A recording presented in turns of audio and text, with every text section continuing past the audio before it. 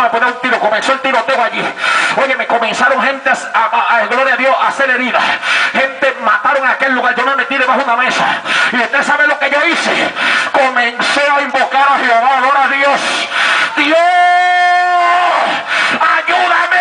¿Cuánto adoran a Dios? Hay que meterte en el problema para que lo busques. Hay que meterte en la dificultad para que entienda que Él te está llamando. Dios, ayúdame. Señor, ayúdame. Si me libra de esta, me vuelvo a convertir. ¿Cuánto adoran a Dios?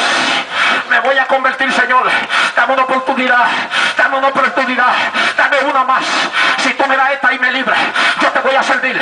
Ya yo no voy a seguir jugando. No sigas jugando con Dios. ¿Cuánto adoran a Dios? Yo no voy a seguir en esta.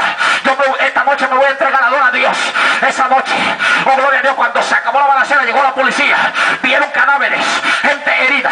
Yo me chequeé y dije, espérate, a lo mejor son los daños, pero a lo mejor tengo una bala, gloria a Dios. Pero me miré, estaba ileso, no había nada en mi vida.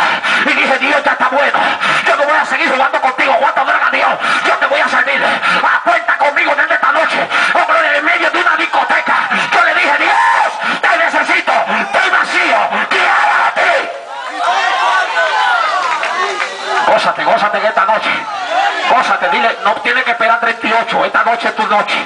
Dile, no tienes que esperar 38. Porque en aquel entonces el ángel venía de vez en cuando. Aquí no hay que esperar 38. Aquí se está moviendo la unción antes de que nosotros llegáramos. Adora a Dios. Adora a Dios. Mi alma te adora, Espíritu Santo. Hay poder en Jesús. Hay poder en la sangre de Cristo. Y aquella noche me fui para mi casa. Y estando en mi casa, en la cama allí, le dije, Dios, ya yo no voy a seguir jugando contigo. Dios, ya yo no voy a seguir en esto. Yo estoy cansado. Hoy quiero conocerte. Mi alma adora a Dios.